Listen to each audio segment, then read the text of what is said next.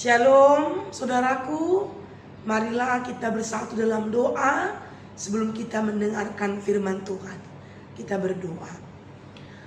Terima kasih Bapa kami yang di sorga atas kebaikan dan penyertaan Tuhan yang boleh kami rasakan pada hari ini. Tuhan sungguh sangat baik, telah menjaga, melindungi kami melewati malam yang gelap dan mengantarkan kami pada pagi ini dengan penuh sukacita dalam keadaan sehat. Tuhan memberikan kami nafas kehidupan dan kesempatan. Ya Bapa, kami akan mendengarkan firman-Mu, maka bukalah hati kami agar firman Tuhan dapat bersama-sama kami dengarkan, kami renungkan, dan kami lakukan. Inilah doa dan permohonan kami. Dalam nama Tuhan Yesus Kristus kami berdoa dan mengucap syukur. Amin. Saudaraku, firman Tuhan pada pagi hari ini tertulis dalam 1 Petrus pasal 3 ayat 15. Demikianlah firman Tuhan. Tetapi kuduskanlah Kristus di dalam hatimu sebagai Tuhan, dan siap sedialah pada segala waktu untuk memberi pertanggungan jawab kepada tiap-tiap orang yang meminta pertanggungan jawab dari kamu tentang pengharapan yang ada padamu, tetapi haruslah dengan lemah lembut dan hormat. Demikianlah firman Tuhan. Saudaraku yang dikasihi Tuhan Yesus Kristus, Rasul Petrus berkata pada renungan kita, tetapi kuduskanlah Kristus. Apakah kita yang menguduskan Kristus? Apakah Kristus belum kudus sehingga kita harus menguduskan Kristus? Tentu tidak. Bukan itu yang dimaksud oleh Rasul Petrus. Kristus Tuhan kita adalah Kristus yang kudus. Dia Tuhan kita yang kudus, yang tidak bercacat, yang tidak bercelah, yang tidak berdosa sama sekali. Dia Tuhan Mesias, Juru Selamat kita yang kudus. Tanpa kita kuduskan, Dia Kristus Tuhan kita yang sudah kudus. Karena kekudusannya, ketidakbercelaannya, ketidakberdosaannya, sehingga Yesus mampu menebus kita orang yang berdosa. Namun apa yang dimaksudkan Rasul Petrus pada renungan kita hari ini? Kita disuruh mengkuduskan Kristus di dalam hati. Hati kita ini yang perlu kita kuduskan untuk menjadi tempat di mana Kristus tinggal di dalam diri kita. Kita disuruh mengkuduskan Kristus di dalam hati. Dikatakan tadi, tetapi kuduskanlah Kristus di dalam hatimu sebagai Tuhan.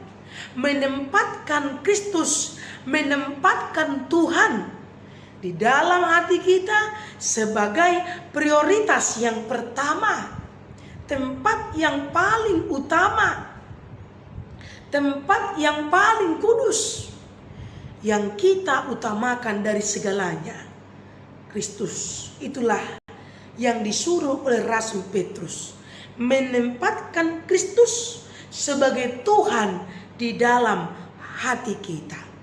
Dengan demikian ketika kita menguduskan hati ini menjadi tempat Kristus yang paling utama sebagai Tuhan, maka dengan otomatis kita akan mau dituntun, kita akan mau diajar, kita akan memberikan hidup kita, hati kita, pikiran kita, dan perbuatan kita untuk mendengar dan melakukan apa yang Tuhan kita itu mau dalam diri kita. Itulah menempatkan Kristus sebagai Tuhan. Bukan nomor 2, tapi sebagai Tuhan tempat kita. Biarlah Dia yang mengajar, yang menuntun, menjadi pandu kita, yang membawa, mengarahkan kita, menuntun kita ke jalannya. Lalu dikatakan yang kedua, dan bersiap sedialah dalam segala waktu untuk memberi pertanggungan jawab kepada tiap-tiap orang yang meminta pertanggungan jawab dari kamu tentang pengharapan yang ada padamu. Bersiap sedia dalam segala waktu. Waktu susah, waktu senang, waktu berhasil, waktu gagal, waktu tertawa, waktu menangis, waktu kita sukses, waktu kita tidak sukses, waktu kita bersuka cita. Pada segala waktu bersiap sedialah memberikan pertanggungan jawab kepada semua orang, kepada setiap orang yang meminta pertanggungan jawab kepada kita tentang iman kita kepada Tuhan. Artinya jangan berubah. Jangan berubah iman. Jangan berubah kepercayaanmu kepada Tuhan. Walaupun waktu, situasi, kondisi bisa berubah. Walaupun keadaan bisa berubah. Walaupun keadaan, situasi, kondisi yang kita alami sedang berubah. Tetapi iman kita, kepercayaan kita, keyakinan kita kepada Tuhan, memprioritaskan Tuhan menjadi nomor 1 di hati kita ini, jangan pernah berubah. Siap sedia pada waktu kapanpun. Ya, karena ada banyak orang hanya pada waktu dia senang, dia rajin. Pada waktu dia senang, dia percaya kepada Tuhan. Tapi pada waktu dia susah, pada waktu dia bergumul, dia mulai meragukan kekudusan Tuhan itu, kemahakuasaan Tuhan itu, kekuatan Tuhan itu yang dapat menolong kita. Atau sebaliknya, ada orang yang hanya pada waktu susah, pada waktu sedih, dia percaya, dia datang, dia rajin berdoa, dia rajin beribadah. Tapi ketika Tuhan telah menjawab doanya, telah menolong dia, dia lupa dan meninggalkan Tuhan. Ini yang tidak boleh dilakukan oleh kita. Kita diminta bersiap sedialah, bertahanlah, jangan berubah pada waktu suka maupun duka.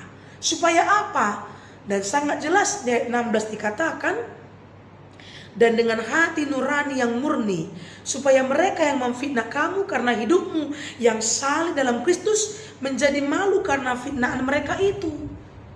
Ya, orang bisa melihat kesetiaan kita bukan hanya waktu senang, tapi waktu duka.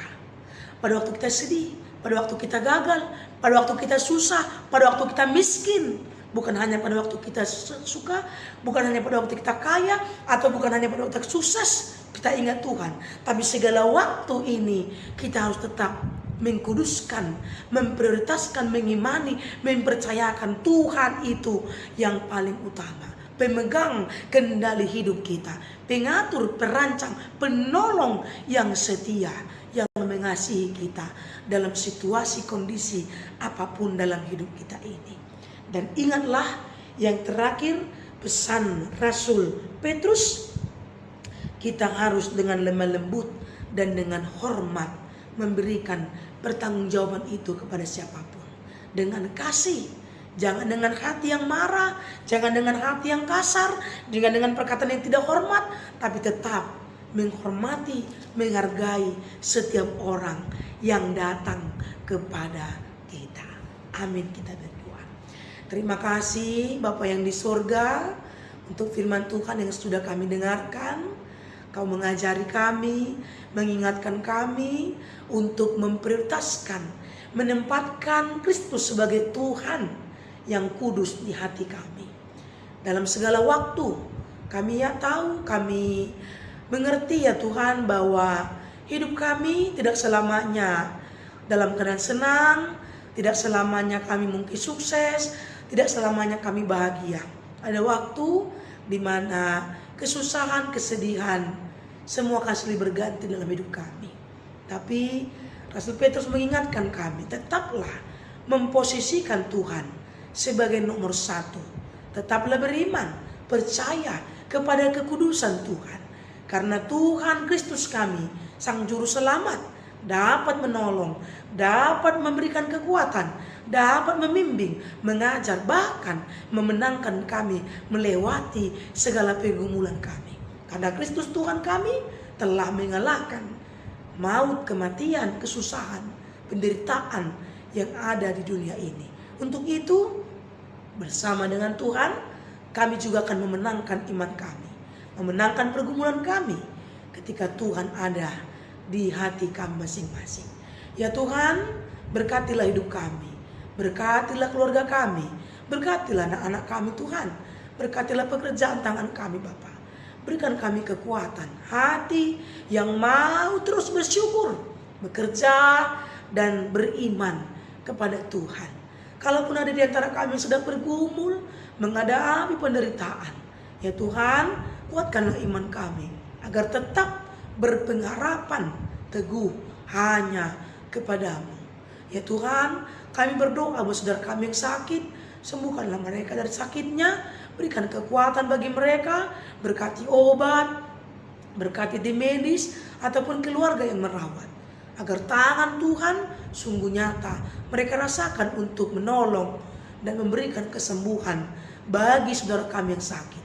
Dan bagi yang berulang tahun, Tuhan tambahkanlah umur yang panjang, sukacita berkah yang daripadamu lah kiranya menyertai saudara-saudari kami. Bapa di sorga, kami serahkan hidup kami kepadamu. Biarlah tangan Tuhan yang menuntun, memberkati kami melewati satu hari ini. Ya Tuhan, ampunilah kami akan dosa dan kesalahan kami, supaya kami layak meminta berkat-Mu. Hanya di dalam nama Tuhan Yesus Kristus kami berdoa dan mengucap syukur. Amin. Selamat pagi saudaraku, Tuhan memberkati kita.